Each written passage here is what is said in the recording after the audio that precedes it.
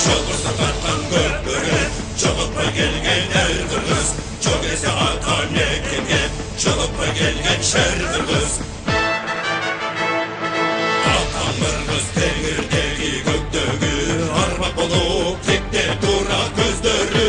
Ezetilen emdigiçe kaluşu, erektirdi her oyunu köpürü, her oyunu köpürü. Şolursa tartkan köpürü, çoğuppa gelgen er kırgız. Çok ese atan mekenge, çoğuppa gelgen şer kırgız. Anmazın topunları turasın, kaltağılan babalardın murasın.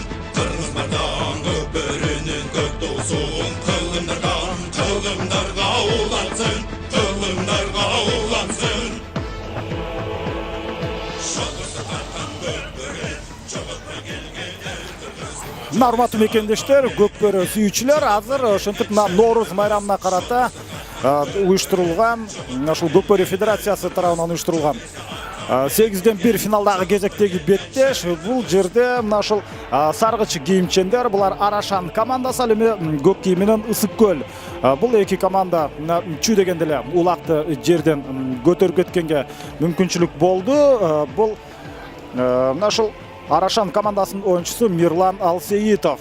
Ошол замат чабуулга чыкканга аракет кылууда. Мирлан Алсеитовто дагы Баклан аттуу ысымдуу аты менен чабуулга чыгуунун аракетин жасоодо. Ал ортодо Ысык көлдүн Желден командасынын оюнчусу аттан түшүп, кайрадан ордунан туруп беттешти улантып кеткенге мүмкүнчүлүгү болгон. Дагы деле Мирлан Алсеитов да улак. Биз бул жерден албетте чабуул уюштурулбай калса, ошол замат оюнчулар менен кенен тааныштырып чыгабыз. Бирок азырынча оюн абдан кызыктуу өтүүдө. Ушул ак улакты бул жерден көтөрүп түз эле атаңдаштын Тайгазанын көздөй барууда. Бардык оюнчулар четте калды. Эсеп сандарына чыкканга жакшы мүмкүнчүлүк бул жерде орун алмак. Бирок Мирлан Алсеитов Тайгазанга ыңгайлуу бара алган жок.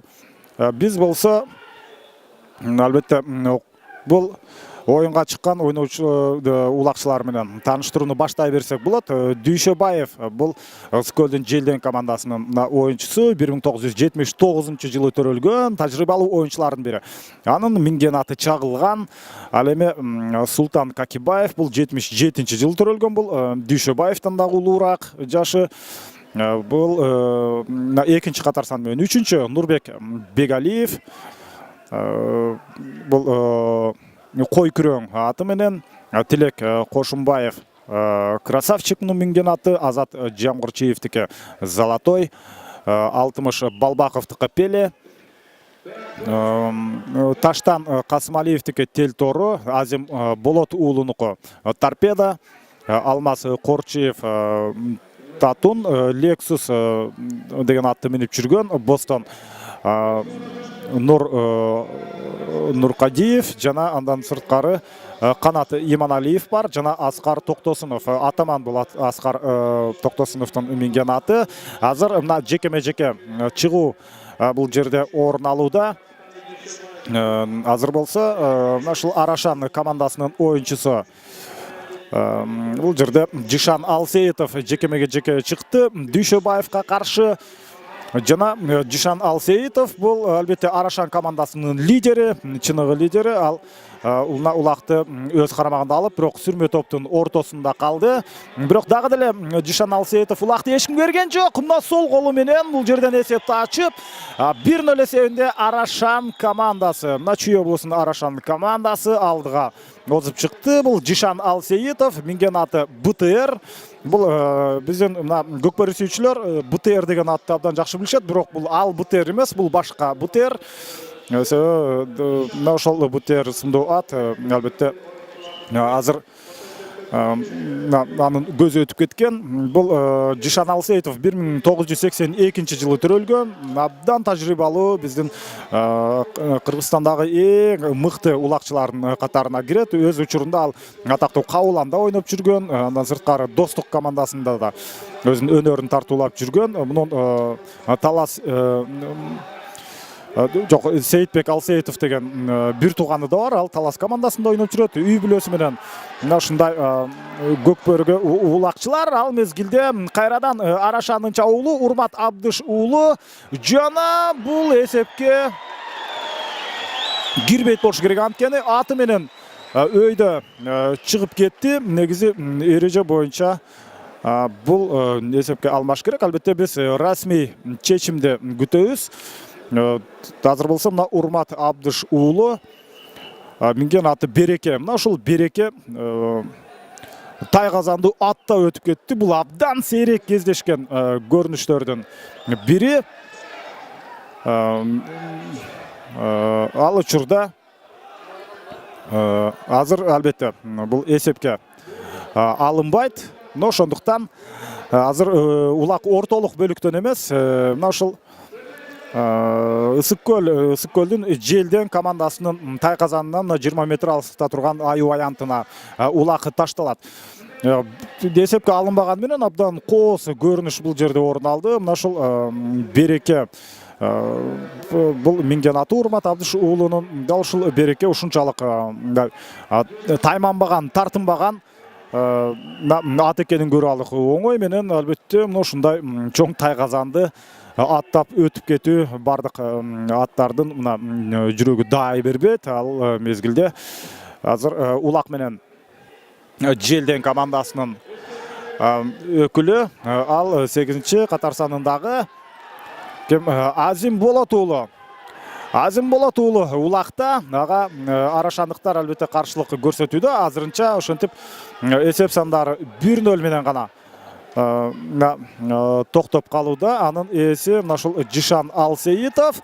Ал мезгилде дагы эле эсеп сандарын теңегенге жакшы мүмкүнчүлүк бар, бирок мүмкүнчүлүктү албетте ишке ашыруу бул Желден командасынын оюнчуларынын колунда. Дагы деле тагыраагында Азим Болот уулу улак менен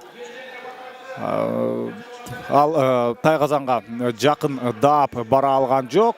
Тайгазан менен Желден командасынын оюнчуларынын ортосунда азыр 4 оюнчу дагы бул жерге келди жана 5-чи, 8-чи катарда санда ойногон оюнчулар эсепти теңеди. Бул Азат Жамгырчиев менен Болот Азим уулу.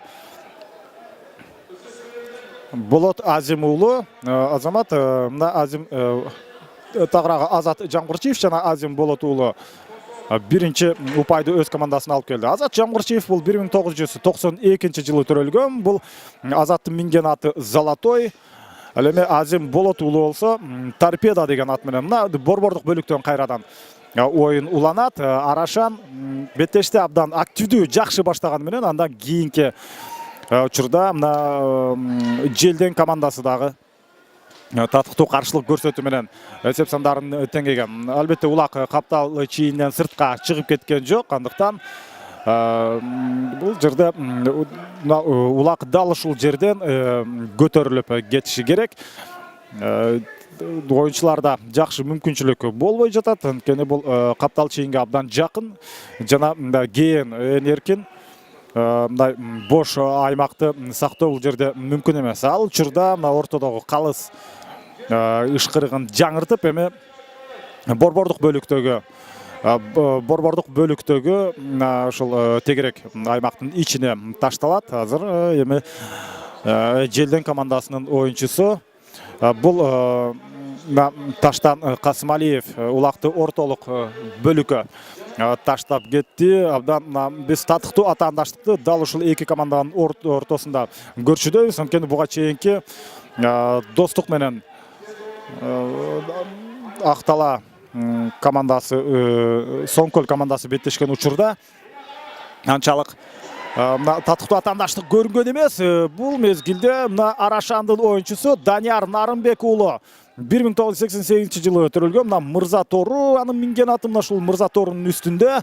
Азыр өзүн абдан жакшы алып жүрөт. Бир дагы оюнчуга жакын бара алган жок. Өзүнүн өнөктөшү Азим Болот уулуна улакты өткөрүп берди. Эми Азим Болот уулу Тайгазанга чыгууга таптакыр мүмкүнчүлүк ала албай, азыр Желден командасынын оюнчусу мына Жишан Алсейитов улақты жоқ, бұл жерде Азим Болот уулу эми мына ушундай өзгөчө көрүнүш бұл жерде орун алды.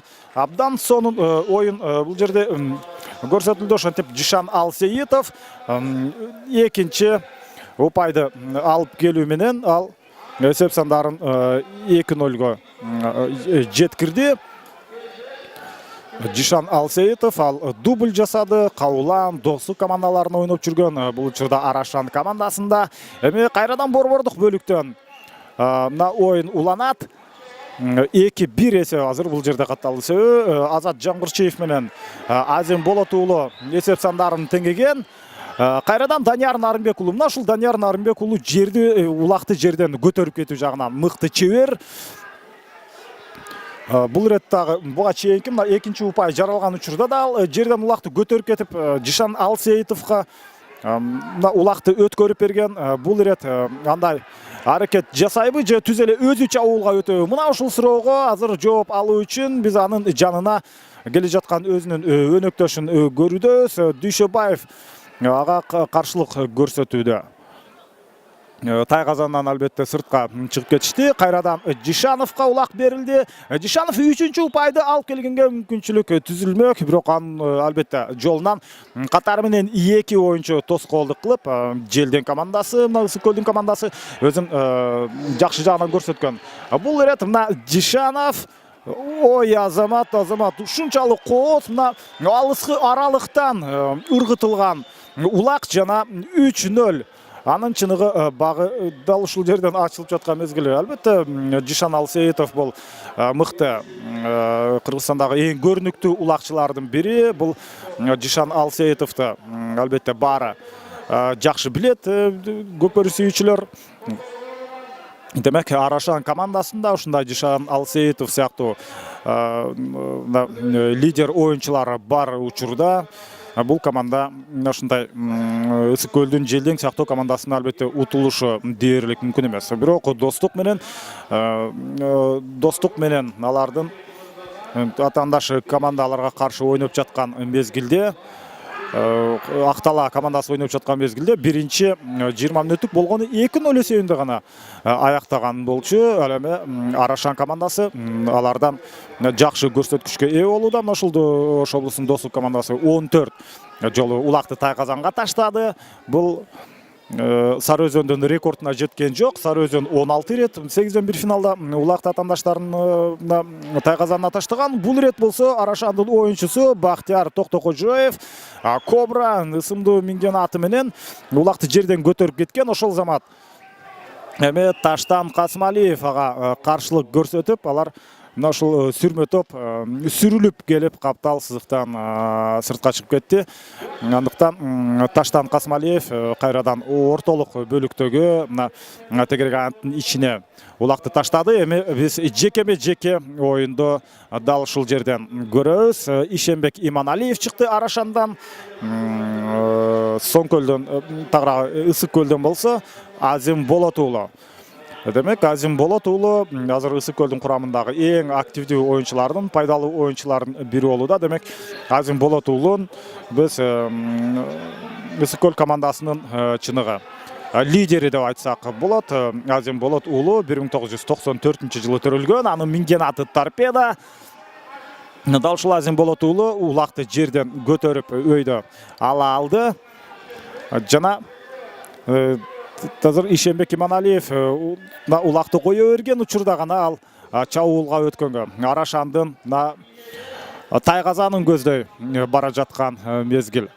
Коргонууда Арашан мыкты. Андыктан да 2 оюнчунун 2 четинен ошол Арашандын коргоочулары тоскоолдук кылган. Эми эсеп сандарын кыскартканга мүмкүнчүлүк болобу жок, андай эмес. Эмне үчүн? Анткени эки жактан 2 оюнчу улакты кармап турган учурда албетте Тайгазанга улак таштоо мүмкүн эмес болуп чыгат. Бирок дагы деле Ысык Көл оюнчулары улак менен дагы деле эч кимге улакты ушул Болот уулу берчүдөй эмес. Бирок Тайгазанга жакындатпай Арашан оюнчулары аларга тоскоолдук жаратууда. Бул алгачкы 20 мүнөттүк эсеп сандары 3-1. Бул албетте азырынча Арашан командасы ишенимдүү алдыга чыга элек.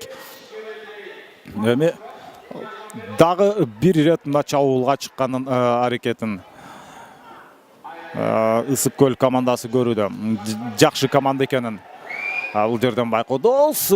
Жана Болот уулу таптакыр мүмкүнчүлүк ала албай Арашандын тайгазанынын тегерек четинде уламдан улам мына ушундай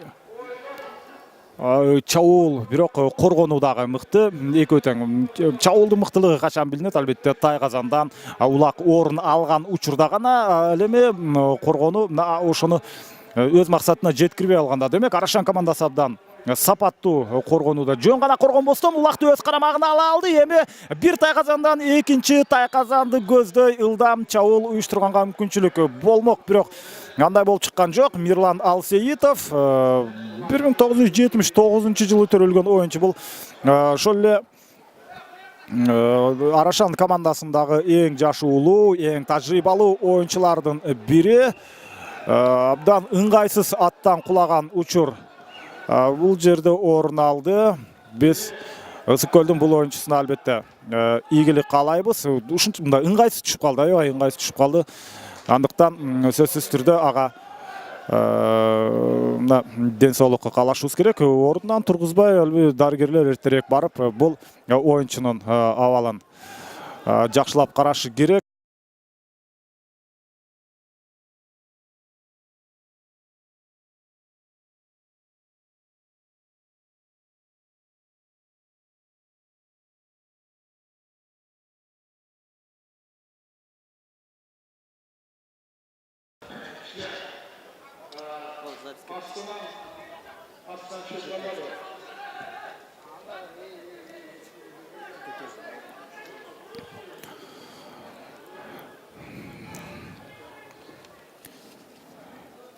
Улак Арашан командасынын лидери Жишан Алсеитов да ал улак менен ушундай жогорку ылдамдыкта бара жатат. Анын мындай ылдамдык менен улакты кандай таштаганын жакшы билебиз. Бул ирет албетте бул ирет дагы ийгиликтүү. Ошентип 4-чү упайды дагы өз командасына кайрадан эле Жишан Алсеитов алып келди.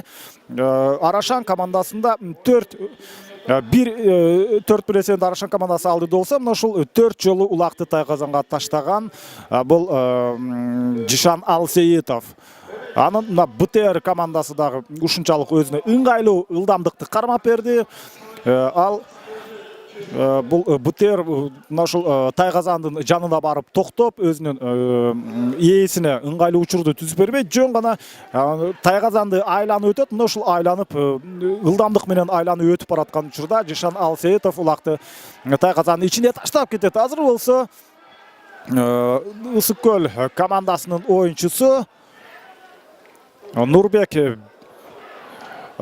бул 1988-жылы төрөлгөн кой күрөңдүн ээси. Кой күрөңдүн үстүндө минеп азыр албетте улакты эч ким көрбөй, сүрмө топтун ичинен чыга албай жаткан мезгил. Албетте чыккан күндө деле чабуул уюштуруу бир аз кыйынга туруп калышы мүмкүн. Анын ичинен ишенимдүү чыга алабы кеп мына ошондо азыр өзүнүн өнөктөшү аны өнөктөшүнүн тизгинин кармап Бостон Нур Хадиев аны ошол тайгазанды көздөй албетте сүйрөп баштады эле. Анын жыйынтыгы эмне болду? Жыйынтыгы албетте аянттан сыртка улак менен чыгып кетишти.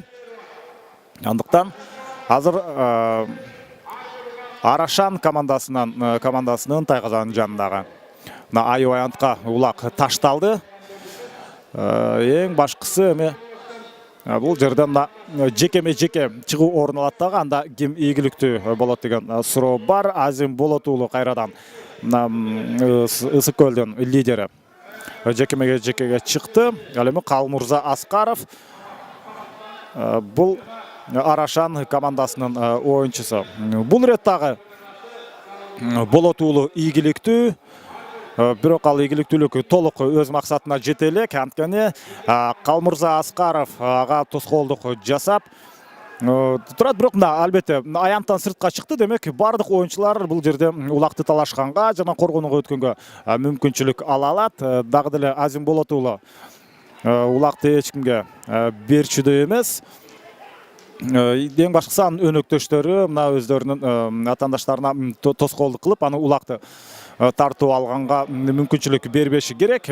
Ушундай жакшы тоскоолдукту азыр Султан Какибаев аткарууда. Ал кимге тоскоолдук кылууда? Ал Арашандын оюнчуларына мына ушул Болот уулунан улакты тартып алганга мүмкүнчүлүк бербей жаткан мезгил. Ошентип бул эсеп сандары 4-1 болуп турган учурда мына кезектеги эсеп сандарын кыскартуу үчүн болгон Ысык көлдүн Желден командасынын аракети.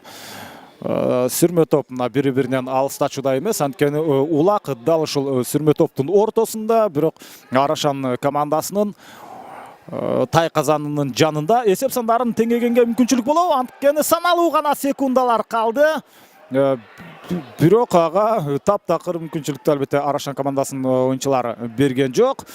Албетте азыр мына эсеп сандарын кыскартып алса, мындан кийинки бөлүктөрдө Ысык көлдүн Желден командасы үчүн жакшы эсеп сандарын теңегенге, ийгиликке жеткенге мүмкүнчүлүк болмок. Бирок 4-1 эсебинде бул биринчи бөлүк соңуна чыкчудай, анткени дээрлик убакыт аяктап калды. Бирок калыс азырынча токтот элек, андыктан чабуулду мындан ары уюштурганга мүмкүнчүлүк болобу. Дагы деле болсо мына бул жерде Азим Болот уулунда улак жүргөн, бирок биринчи 20 мүнөттүк аягына чыгып калып, ортодо тыныгуу алат жана тыныгуу болот. Биз албетте экинчи бөлүктөн жолугабыз.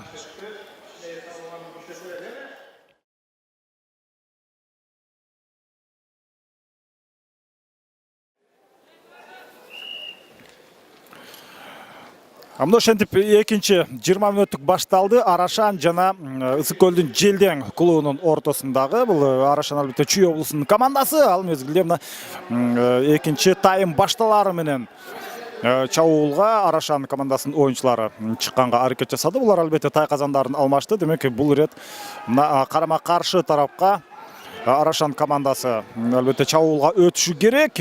Ал мезгилде Ысык көлдүн оюнчусу улакты өз карамагына алганга дээрлик жетишти. Бул Алтымыш Балбаков 1984 жылы төрөлгөн. Бул Балбаковдун минген аты Пеле, мына ушундай атактуу футболчунун атынан коюлган. Бул ат азыр өзүнүн чыныгы Пелелигин көрсөттү, анткени ал аянттан сыртка чыгып кетти. Биринчи 20 мүнөттүктүн жыйынтыгы боюнча эсеп сандары 4-1. Дал эми Желден командасынан, Ысык көлдүн командасынан Азат Жамгырчиев менен Азим Болот уулу экөө чогуу бир упайды алып келишти. Ал эми Арашандын курамында Жишан Алсеитов 4 упайды ала алган. Азыр болсо жакшы мүмкүнчүлүк мына Арашан командасында түзүлмөк, бирок ал мына Дүйшөбаев дал ушул жерден чагылган аты менен келип улакты мына каптал чейинен улак менен кошо сыртка чыгып кетип, эми кайрадан жекеме-жеке Дүйшөбаев жана ага каршы Анвар Анарбек уулу Сүлүк Кара ысымдуу аты менен айванттын ичинде жекеме-жекеге чыкты. Жишан Алсеитов бул өзү мына ушул менин билишим боюнча бул Арашандан жана өзү команда түзүп, булар алгачкы ирет мына расмий беттешке катышып отурат. Демек жаш команда деп айтсак болот.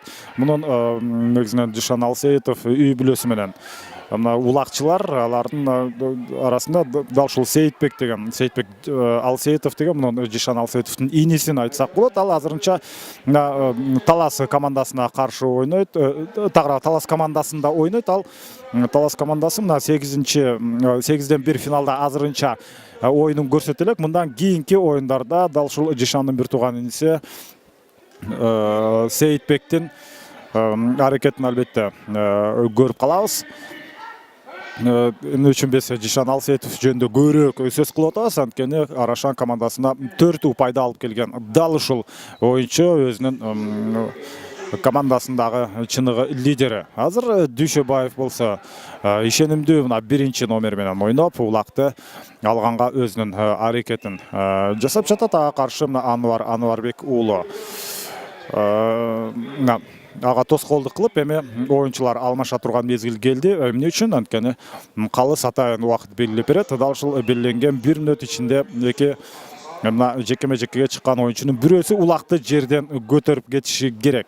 Азыр Арашандан Калмурза Аскаров, ал эми Калмурза Аскаровдун атаандашы Азим Болот уулу улакты жерден көтөрүп кеткенге мүмкүнчүлүк түзүлдү. Биз ушул жекеме-жекеде аттын дагы мааниси абдан чоң. Негизи эле Көкбөрүдө ийгиликтин 60-70% дал ушул минген аттарына көз каранды. Андыктан бул жерде ушул улакты көптөн бери көрүп жүргөн көрүүчүлөр менен мен азыр тыныгууда пикир алышканда, алар ушул Арашан командасынын аттары албетте бул Ысык көл командасына каршы ойногондо жакшы атаандаштык көрсөткөнү менен күчтүү ушундай Достук, Талас, Сары Өзөн сыяктуу командаларга каршы ойногондо алардын аттары татыктуу атаандаштык көрсөтө албай калышы мүмкүн деген пикирин айтышты. Азыр болсо Болот уулу дагы деле улак менен ал улакты өз карамагында алып калды. Эми эсеп сандарын кыскартканга бара жаткан аракети Анварбек уулу Анарбек уулу ага каршылык көрсөтүшү керек. Мына дал ошол оюнчу каршылык көрсөтүп, азыр эсеп сандарын кыскартканга мүмкүнчүлүк түзүп бере алган жок. Эмне үчүн Анарбек уулу? Анткени ал анын жанында эң жакын Болот уулуна жакын бараткан оюнчу дал ушул улак жолчу. Азыр каптал чийинден сыртка чыгып кете тургандай аралыкта сүрмө топ турат. Андыктан артынан дагы бир аз сүрүлүп аянттан сыртка чыгып кетеги жок. Андай эмес, аттардын башы аянттын ичин көздөй бурулду. Ал эми Болот уулу оңой менен улакты атаандаштарына берип койбойт. Ага биз биринчи 20 мүнөттүктө абдан жакшы күбө болдук. Улакты өзүнө алып алгандан кийин мына ушундагы чапкенедей жабышып, эч кимди албетте ал жанына жолотпу эмес, жологон күндө дагы андан улакты тартып алуу бир топ кыйынга турат. Азим Болот уулу бул Ысык көлдүн Желден командасынын лидери. Бул 1994-жылы төрөлгөн. Анын минген аты Торпедо. Жана Азим Болот уулу жаш оюнчулардын катарына киргени менен албетте бул жерде андан 10 жаш улуу улакчылар жүрөт. Бирок чыныгы күчкө толтурган учур жана эсеп сандарын кыскартканга мүмкүнчүлүк болду. Ошол Азим Болот уулу өзүнүн өнөктөшү аркылуу бул чабуулду ишке ашырды. Эмнеси болсо дагы бул Азим Болот уулунун эсебине жазылат болушу керек. Буга чейинки биринчи упайды алган учурда дагы ал өзү өнөктөшү менен чогуу киргизген. Бул ирет дагы ошентти, бирок эсеп сандары 4-2. Эми борбордук бөлүктөн албетте кайрадан беттеш уланат. Бул экинчи бөлүк, ар бир бөлүк 20 мүнөттөн турарын баарыбыз жакшы билебиз. Мына ошол азыр экинчи бөлүктө демек Ысык көлдүн Желден командасы жакшы оюнун көрсөтө алды. Бул ирет кайрадан Ысык көл эртерээк чабуулга чыгып, алар эсеп сандары мындан ары кыскартканга аракетин жасайт. Биринчи тайм аягына чыгып бараткан учурда да дал ушул Азим Болот уулу улакты көпкө чейин дээрлик бир 3-4 мүнөттөй өзүндө алып жүрүп, бирок экинчи упайдалар ала алышкан эмес. Аны мына экинчи таймдын алгачкы минуталарында ал максатын ишке ашырышты. Мына сүрмө топтун ичинен жерден улакты алып кетүү бир топ эле оорго турат. Анткени каршылаштар абдан күчтүү. Ал мезгилде азыр Желдеңдин оюнчусу Аскар Токтосунов улакты жерден алып кеткенге аракет жасаган.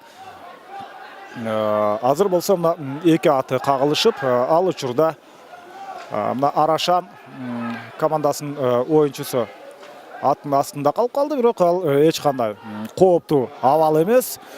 Ал мына кабагым каршымда өстен Аббат Султанов ордунан туруп мына Керкашка аттын астында калган. Кайра Керкашкага ал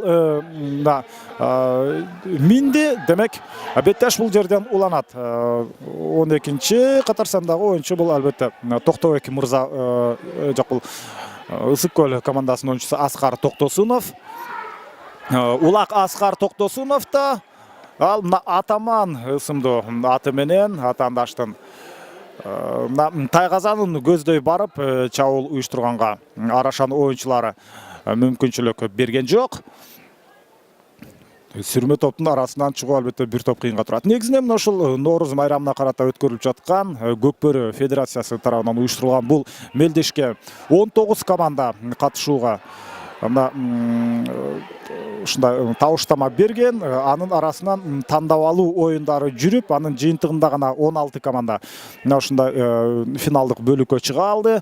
Андан сырткары дагы бир топ командалар ар кандай себептер менен бул оюнга катыша албай калышкан, кеч келип калып же болбосо дагы башка бир шарттар менен. Андан сырткары ал учурда биз Ысык көлдүн оюнчусу улакты өзүнө алып, атаандаштын тагыраагы өздөрүнүн мына ушул тай казанына чейин келди. Өздөрүнүн тай казанын бир айланып чыккандан кийин эми карама каршы тарапка жөнөшү керек. Ал жогорку ылдамдыкты бул жерде кармай алабы, анткени өздөрүнүн атаандаштарына сурулуп чыгышы керек. Анын жанында жандап бараткан Арашандын оюнчусу Калмурза Аскаров тоскоолдук кылып ылдамдык кармаганга мүмкүнчүлүк түзүп берген жок. Тескерисинче мына тоскоолдук жаратты. Бул албетте Арашан командасынын негизги максаты. Дал ушундай болчу, алар бул жагынан албетте ийгиликтүү болуп чыгышты. Негизинен мына футбол азыр мына сүрмө топ бул жерде жүрөт. Ошол Көкбөрү Федерациясынын жетекчилиги менен мен тыныгууда сүйлөшкөндө алар айтып атат, Кудай буйрса мына келечекте Кыргызстандын ар бир айыл өкмөттөрүнөн командалар чыгып, алар Кыргызстандын ички чемпионатын уюштурушат. Анда биринчи дивизион, экинчи дивизион сыяктуу мына ушундай бөлүктөр, эки бөлүктөн туруп Кыргызстанда бул Көкбөрүнүн деңгээли мындан дагы бир топ жогорку деңгээлге көтөрүлө турган учур. Кыргызстандын ар бир айылында мына ушундай атты сүйгөн, ат оюндарын сүйгөн Көкбөрү улак тартышты, улак тартыш менен алектенген жок дегенде бирден команда бар. Мына ошондуктан бул келечекте дал ушул Көкбөрү оюну абдан чоң, өзүнчө бир биздин көрүүчүлөр аны көрүп ырахат алган деңгээлге, дагы жакшы жогорку деңгээлге жетет деп айтсак болот. Мына массалык түрдө азыр болсо мына ушундай Кыргызстандын 16 командасы Нооруз майрамына карата мелдеште өткөрүүдө. Кайрадан эле Азим Болот уулу улакты жерден ишенимдүү көтөрүп ала алды. Азырынча аянттын сыртына чыга элек, андыктан башка оюнчулар ага келе албайт болчу. Эки команданын 8-чи катар сандагы оюнчулары бул албетте Жишан Алсеитов жана Азим Болот уулу. Азыр Азим Болот уулу кайрадан улак менен ал чабуулга чыкканга мүмкүнчүлүк ала албай жатат. Экинчи 20 мүнөттүктө Ысык көл командасы абдан ишенимдүү оюнун жүргүзүүдө. Мүмкүн мына ушул буга чейин көптөн бери Көкбөрүнү көрүп жүргөн көрүүчүлөрдүн пикири чындап эле бул жерден так орун алчудай. Бул биз калысты карашыбыз керек. Калыс бул упайды эске алабы же эске албайбы? Анын кол жаңсоосу кандай орун алды? Жана бул жерде эгерде албетте борбордук бөлүктөн ишке аша турган болсо, демек эсепке алынат. 4-3 десе катталды. Ал эми ошентип 4-3 уламдан улам ошентип эсеп сандарын кыскартканга мына экинчи 20 мүнөттүктө абдан жакшы мүмкүнчүлүк түзүлдү. Мүмкүн албетте бул Арашан командасы жашыраак, мына ошондуктан булардын алгачкы расмий беттеши өздөрүнө ыңгайлуу мүмкүнчүлүктү ыңгайлуу упай айырмачылыгын сактап кала алышкан жок. Алардын ушул Көкбөрүнү сүйүп көрүп жүргөн көрүүчүлөрдүн пикиринде булардын аттары бир аз татыктуу атаандаштык көрсөтө албай калышы мүмкүн деген, бул дал ушул жагынан бир аз чындыкка жакындап калган мезгили. Азыр болсо Арашандын оюнчусу Калмурза Аскаров улакты жерден көтөрүүдө атынан жерге түшүп токумда болуп калган экен. Демек анын ордуна ошол замат азыр башка оюнчу Мирлан Алсейитов оюнга аралашты. Улакты жерден көтөрүп кетүү мүмкүнчүлүгү Анарбек уулунда болгон, ал дагы улакты жерден көтөрө албай, эми бул жерден бирме-бир жекеме-жеке орун алат. Мирлан Алсейитов аянттын ичинде жакын жерге турганда жекеме-жекеге дал ушул оюнчу чыгат сыяктуу, бирок ал аянттын ичине кирген жок. Биз алдын ала ким чыгаарынан божомол кылбай койсок деле болот. Анткени ошол замат албетте азыр аянттын ичине ким кирсе, ал улакчылар тууралуу биз жакшылап айтып беребиз. Ысык-Көл командасынан кайрадан эле Дүйшөбаев чыкты. Ал биринчи номер менен иштеп, өзүнүн атаандашын улакка жолотпой турган мезгили. Эми улакты Дүйшөбаев чагылган анын минген атага каршы Жишан Алсейитов чыкты. Жишан Алсейитовдун канчалык мыкты чебер улакчы экенин билебиз. Азыр бул жерден көтөрүп кеткенге мүмкүнчүлүк болот. Ой азамат, эң акыркы учурда гана Дүйшөбаев дагы ылдамдык менен келгендиктен ушундай жерден улакты бат үзүп көтөрүп кеткенге мүмкүнчүлүк болгон жок. Буларга белгиленген убакыт бар, андыктан дал ушул аралыкта канчалык деңгээлде алар аны ишке ашыра алышат. Анткени калыс бул экөөнү аянттын ишинен сыртка чыгарып, ошол замат башка оюнчуларды киргизет. Албетте убакыт бүтүп кала турган болсо. Дагы бир жолу аракет көрүлдү. Дүйшөбаев улакты кармаганда ыңгайсыз жеринен кармап алган. Ошондуктан мындай бутунан кармап алгандан кийин башка жеринен кармаганда көтөрүп кетүү бир топ кыйынга турат. Эмнегедир Жишан Алсейитов ушул жекеме-жекеде өзүн активдүү алып жүргөн жок. Ал тайказанга улакты таштоо жагынан абдан чебер, бирок мындай жекеме-жеке чыгууда ал жөн гана атаандашына тоскоолдук гана көрсөтүү менен чектелди. Бул ирет Мирлан Алсейитов эми Арашандан. Мирлан Алсейитов ал Баклан ысымдуу аты менен аянттын ичинде ага каршы Азим Болот уулу бул Желден командасындагы лидер. Өз командасынын дээрлик эки чабуулуна толук аралашты, эки упайына, үчүнчү упайда дагы ал өзүн ишенимдүү алып жүргөн. Ой азамат, Азим Болот уулу улакты жерден көтөрүп кеткенге мүмкүнчүлүк ала алды. Мирлан Алсейитов ага ал учурда каршылык көрсөтө алган эмес, бирок анын артынан калбай өздөрүнүн тайказанынын тушунда кармап турган учуру. Бул ушул топтон суурулуп чыгышы керек дагы, карама каршы тарапка тайказанга жөнөгөнгө аракет жасайт. Ал канчалык ийгиликтүү болорун азыр мына сиздер менен чогуу байкап көрөбүз. Ал мезгилде мына ийгиликтүү чабуулга чыкканга мүмкүнчүлүк болбой жаткан, коргонуу абдан мыкты, жогорку сапатта. Бир ылдамдык кармай турган болсо, албетте бир да оюнчуну жеткирбей чуркап кете турган аттар болот беле. Чуркап кеткенде анын артынан кууп жеткенге мүмкүнчүлүк болот беле. Азим Болот уулу ал өзүнө улакты алып алса оңой менен башка бирөөлөргө бербейт. Албетте биринчи бөлүктө ага толук көзүбүз жеткен. Ошентип экинчи 20 мүнөттүк дагы ортолоп калган учуру. Эсеп сандары болсо 3-1. Бул ошондо бул беттештин тагдыры чечиле элек деген ошол чечиле электигинен кабар берет.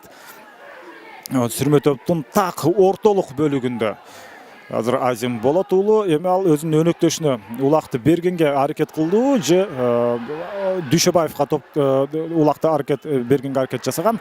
Азыр бул жерден мына Арашандын оюнчусу улакты тартып алды Мирлан Алсейитов. Бирок ал дагы чабуулга чыкпастан өзүнүн өнөктөштөрүн күтүп турат.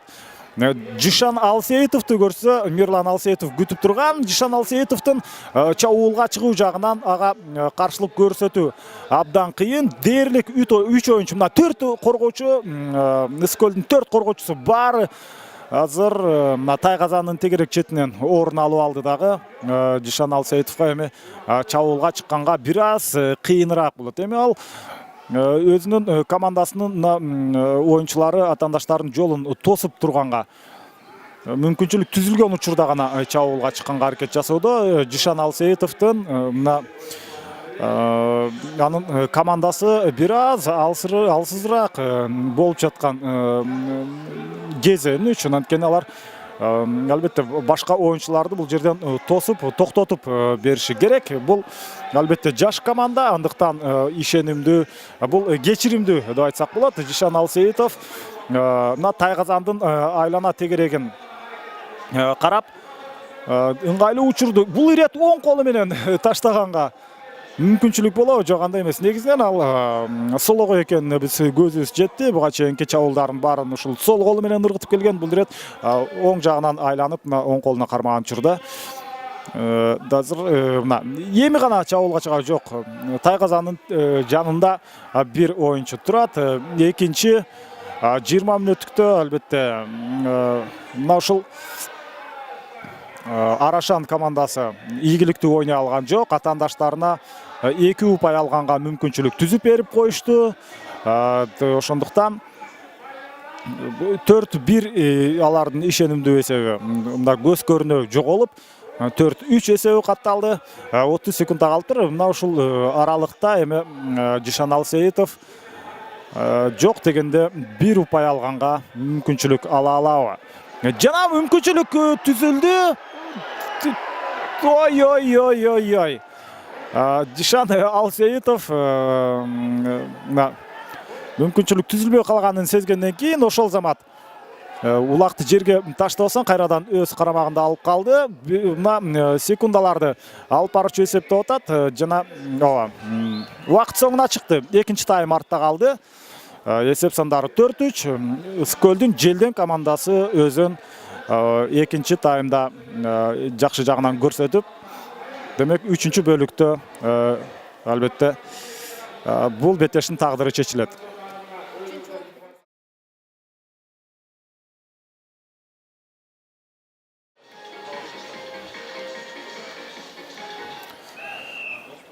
Мына 3-чү 20 мүнөттүк башталды. Бул Арашан жана Ыскөлдүн Желден командалары ойноп жатат. Беттеш башталары менен Арашандын оюнчусу Урмат Абдыш уулу улакты өз карамагына алып кетти эле, бирок албетте аянттан сыртка чыгып кеткендиктен ошол замат калыс ышкырыгын жаңыртып эми жекеме-жеке орун алат. Биз күткөндөй эле бул жерден азыр Арашандан 8-чи катар санда ойногон Азим Болот уулу чыгыш керек болчу, бирок бул ирет андай болгон жок.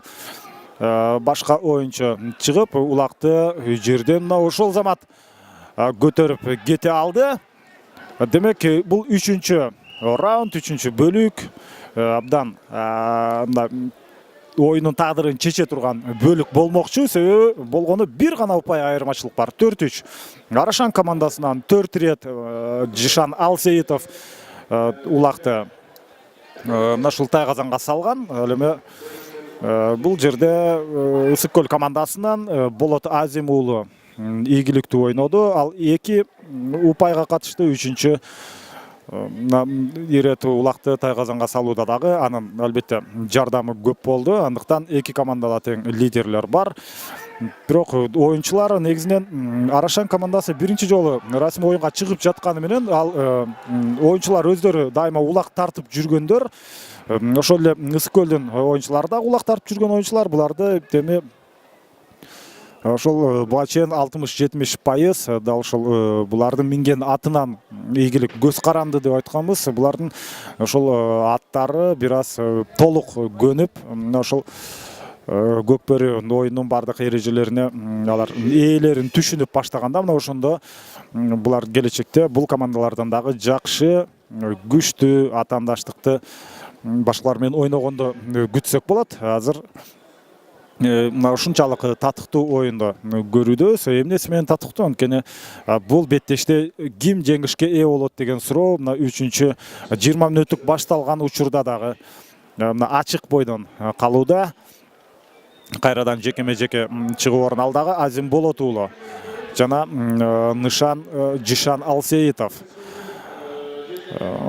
Жишан Алсеитов менен Болот Азим уулу экөө тең 8-катар саны менен беттешти улантууда. Жишан Алсеитовдун буга чейин жекемеге-жеке чыкканын көргөнбүз. Ал бул жагынан албетте анчалык ийгиликтүү эмес. Анын негизги козыры, анын жакшы сапаты мына ушул улакты тайгазанга таштоо жагынан абдан мыкты оюнчу. Ал өзү улакты деле жерден алып кеткенге жакшы мүмкүнчүлүгү болмок, бирок анын мүмкүн азыркы минген аты мына ушул жекемеге-жеке чыгууга эмес. Анын минген аты тайгазанга улак таштаганда жакшы шартты түзүп бере турган ат болуп эсептелет. Бул эч кандай мындай жаман көрсөткүч эмес. Ар бир аттын, ар бир улакчынын өзүнүн жакшы өздөштүргөн ыкмалары бар. Бул ирет мына Азим Болот уулу мына биз айткандай эле жерден улакты көтөрүп кеткенге мүмкүнчүлүк ала алды. Жишан Алсеитов бул жагынан атаандашына утулганы менен улакты мына тайгазанга таштоо жагынан ал мыкты оюнчу. Азыр эми мына Жишан Алсеитов азыр ат үстүндө улакты тартып алуу болгон аракетин жасоодо, ат үстүндө улакты улакка ээлик кылуу жагынан Жишан Алсеитовго тең келчү оюнчу. Азыр бул эки команданын арасында жок. Улак кайрадан каптал чейинен сыртка чыгып кетти. Демек, кезектеги жекеме-жеке оюн орун алат. Биз дагы бир жолу мына оюнчулар менен тааныштырып кетмекчибиз. Эреже боюнча ар бир командада, эреже боюнча ар бир командада 12ден улакчы бар. Булар Дүйшөбаев, биринчи бул Скөлдүн Желден командасынын оюнчулары Какибаев Султан, экинчи катар сан менен 3-чү Нурбек Бадиев, 4-чү Тилек Кошунбаев, 5-чи Азат Жамгырчиев, 6-чы Алтымыш Балбаков, 7-чи Таштан Касымалиев, 8-чи Азим Болот уулу, Алмасы Корчиев 9, Бостон Нуркадиев 10-чу, Канат Иманалиев 11, Аскар Токтосунов 12. Эми бул Скөлдүн Желден командасынын баш баштыруучусу Аскар Токтосунов, команда жетекчиси Улан Исмаилов. Азыр кайрадан жекеме-жеке чыгуу бул жерде орун алууда. Арашан командасынан Ишенбек Иманалиев чыкты. Ал биринчи номер менен иштеп атат. Бул Иманалиевдин минген аты Азон. Азон жекеме-жеке чыгууда бир аз жакшыраак өнөр. Азыр эки оюнчу экөөлөп улактын экөөсү эки бутунан кармап алышты. Эми мына ылдамдыкта баратканда улакты тартып кетүүгө болгон аракетте азыр Скөлдүн Желден командасынын оюнчусу ийгиликтүү болуп чыкты дагы. Эми шашып койду албетте. Улакты эртерээк мына ушундай ыңгайлуу учурга алып алган. Андыктан бул жерден эсеп саны теңелсе, анда биз абдан жакшы оюнду көрмөкпүз. Ал албетте ишке ашпай алды.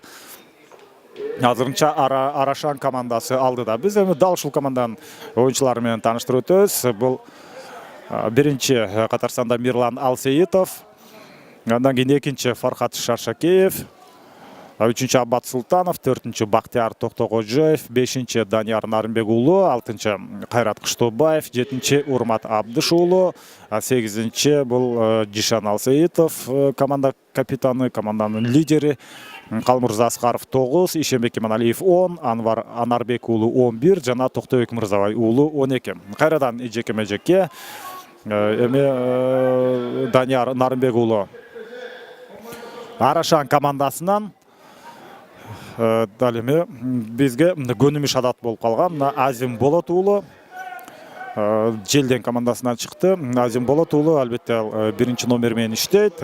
Дайыма ага каршы бул беттеште бир дагы атчан, бир дагы улакчы ага каршы мына Арашан командасынан татыктуу атаандаштык көрсөтө албайт. Азим Болот уулу улакты жерден көтөрүп кетти. Мына оң колу менен алып, ал улак колунан үзүлүп бараткан учурда ошол замат сол колго, сол тарапка улакты оодарып, ишенимдүү кармап алган сыяктуу. Эң башкысы эми дал ушул жерден өзүнө ыңгайлуу улакты кармап алгандан кийин тайгазанды көздөй жөнөшү керек. Азим Болот уулу улакты алып алып, эми чабуулга кантип чабуулга чыгат. Азыр алып баруучу бул жерде Арашандын 2 оюнчусуна эскертүү берилгенин айтып өттү. Албетте эреже боюнча эгерде ушундай калыста мүмкүнчүлүк бар, ал оюнчуларды 2 мүнөткө аянттан сыртка кошуп, бир команда бир оюнчуга аз болуп оюн жүргүзүп калышы дагы мүмкүн. Азырынча мына биз 6-чы беттеште көрүүдөбүз. Андай ушундай айып тартып 2 мүнөткө сыртка чыгып калган бир дагы оюнчу болгон жок. Ал учурда мына ошентип Арашандын оюнчусу улакты өз тарабына алып турган жана Мирлан Алсеитов бул жерден ийгиликтүү болуп чыкты. Мирлан Алсеитов 5-3 эсеби катталды. Айырмачылык 2 упайга жетти.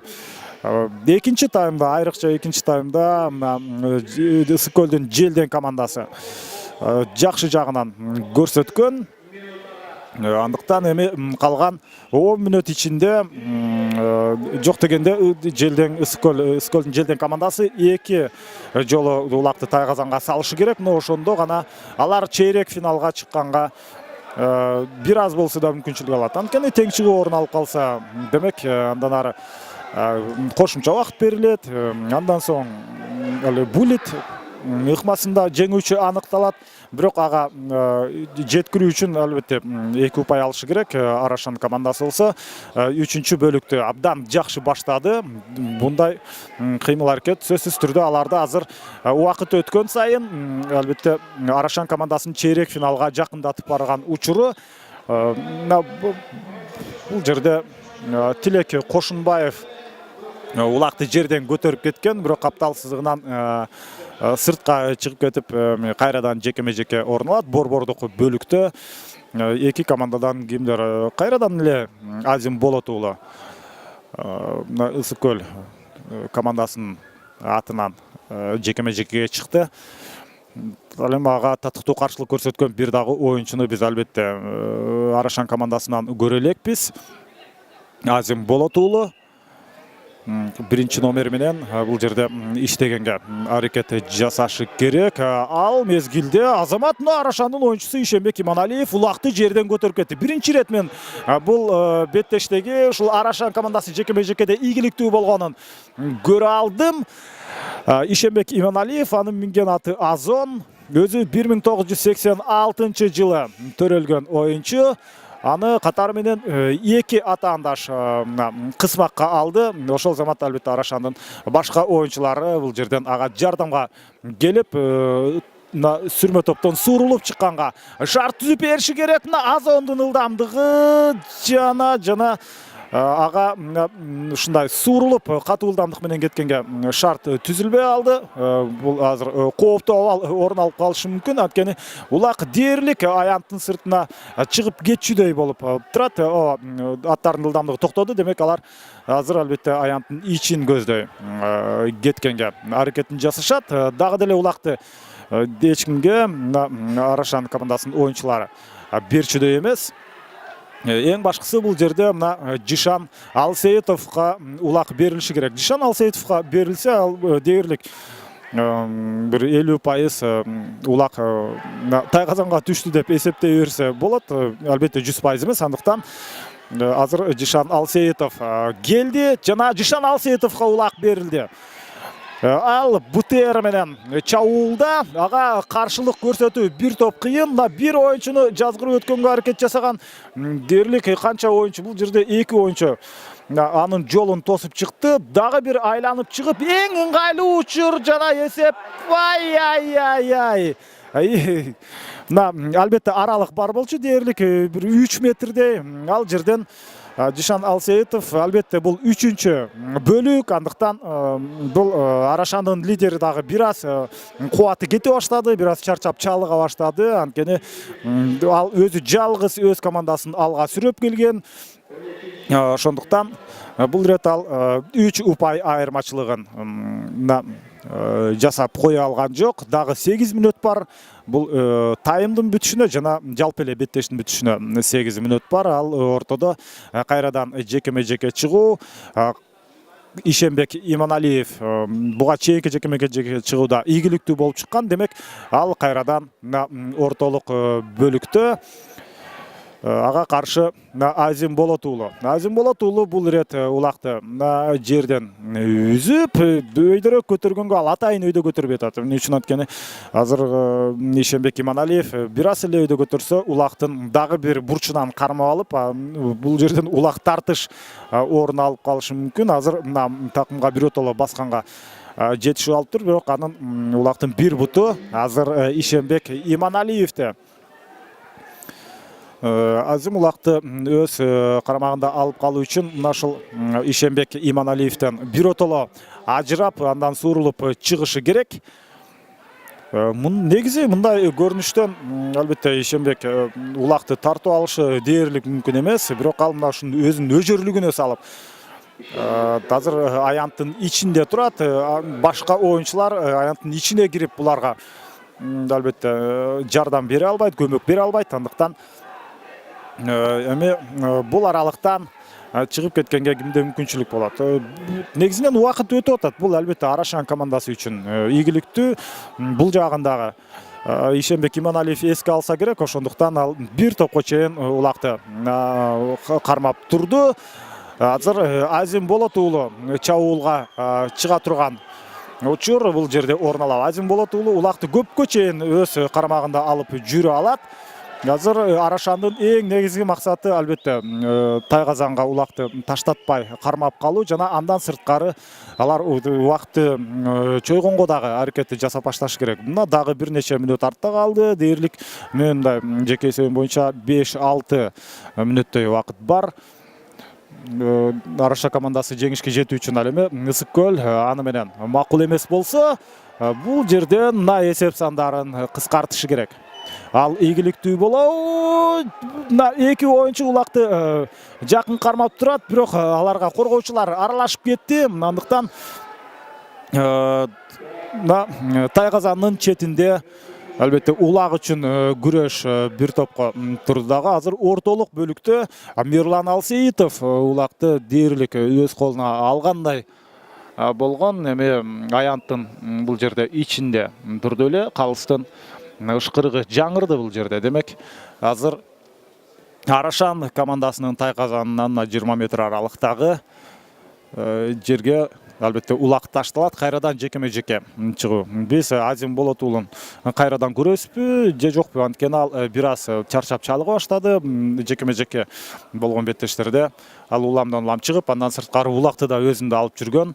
Ал албетте бир аз анын энергиясын көбүрөөк сактагандыктан Азим Болот уулун чарчап чалыктырат. Азим Болот уулу ортого чыккан жок.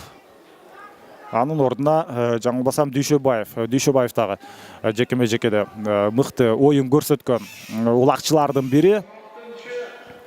Жана дагы 5 мүнөттөй убакыт бар экен. Ал мезгилде мына Данияр Нарымбек уулу Арашандан чыкты дагы, ал биринчи номер менен иштей албай атат. Ага Дүйшөбаев мүмкүнчүлүктү албетте берип коеру дээрлик күмөн. Улактын так ортосунда туруп, бир эңкеүү менен улакты жерден үзүп кетти Дүйшөбаев.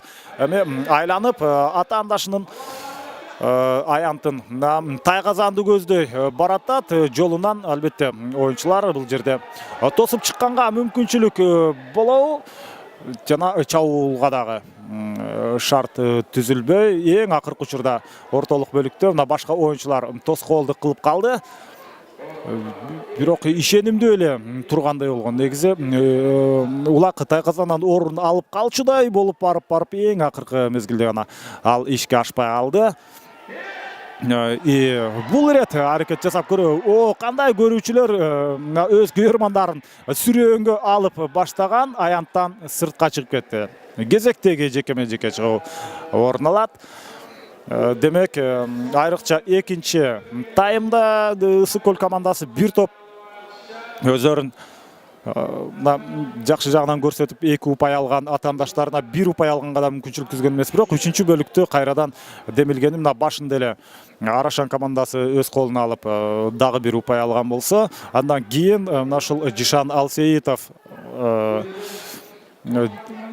жакшы мүмкүнчүлүктү колдон чыгарган. Бул ирет Данияр Нарымбек уулу Улакты жерден көтөрүп барып андан ары алып кала албай, бул ирет ал ийгиликтүү болуп чыкты. Демек, чабуулга чыкканга 2 оюнчу тең аны мына ушундай тороп калды дагы. Ал учурдан чыгууга мүмкүнчүлүк болгон жок. Болбосо мына ылдамдык менен өзүнчө мына азыр дагы кандай мүмкүнчүлүк болот? Жок. 2 оюнчу анын тегерек четинде жүрөт. Андыктан Мирлан Алсеитовго бул жерден чабуулга чыгып, чабуулду ийгиликтүү аяктоо кыйынчылыкка туруп калды. Ал сөзсүз түрдө Улакты Тайказанга салышы керек эмес. Ал Улакты өзүндө көрө кармап, эч кимге бербей убакытты кетирүүгө аракет жасаса дагы болот. Негизинен оюндун бүтөрүнө аз гана убакыт мезгил калган учурда мына ушундай 2 упай айырмачылык бул ыңгайлуу эсеп айырма болуп саналат. Азыр болсо мына Желден командасынын Тайказанын четинде демилгени колго алуу үчүн болгон. Мына сүрмө топ толугу менен бири-биринен ажырабай, бири-бирине жанаша ойноп, азыр ар бир оюнчуну бир-бирден тосуудагы эми гана тактикалык жүрүш орун алып баштады. Ой Азамат эсеби ачылды, тагыраагы дагы бир эсе өзгөрдү. Бул ирет 2 оюнчу. Бул 2 оюнчунун ийгилиги 6-3 эсеби катталды. Оюнчулардын ким экенин карай турган болсок, бул жерде кимдер жүрөт?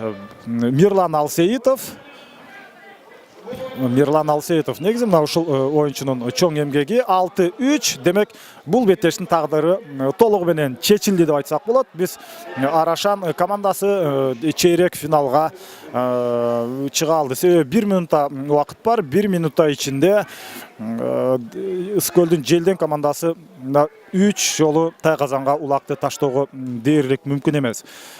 Эми мына Достук менен Актала ойноп, Достук командасы ишенимдүү жеңишке ээ болгон. Азыр Арашан менен Ысык Көлдүн жеңүүчүсүн дал ушул Достук командасы чейрек финалда күтүп турат. Андыктан бул команданын ичинен мына кимиси жеңишке ээ болгон учурда деле аларга чейрек финалдан ары жарым финалга өтүү бир топ кыйынга турат. Дагы бир Улактын Тайказанга салынганын көрөбүзбү? Ага толук мүмкүнчүлүк болбой кала, убакыт соңуна чыгып эле калбаса, азыр мына желдей сызып бараткан бул Ысык Көлдүн оюнчусу Султан өзүнүн Лимон аттуу сымдуу аргымагы менен убакыт соңуна чыгып калды. Арашан командасын чейрек финалга чыгышы менен куттуктайбыз. Эсеп саны 6-3 эсебинде аяктады. Ал эми Ысык Көлдүн Желден командасын болсо кийинки беттеште ийгиликтүү оюн көрсөтөт деген тилектебиз. Аларга ийгилик каалайбыз. Баарын эле мына ошол оюнда, кийинки оюндарда жакшы оюн көрсөтөт деген оюбуз бар.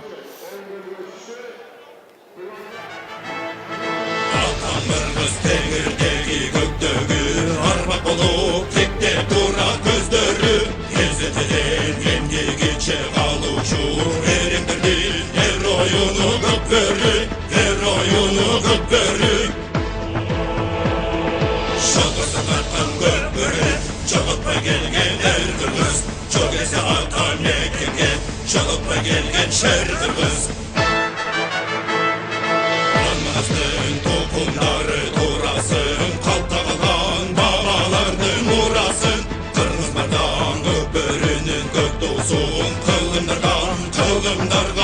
аулансын, құлындарға аулансын.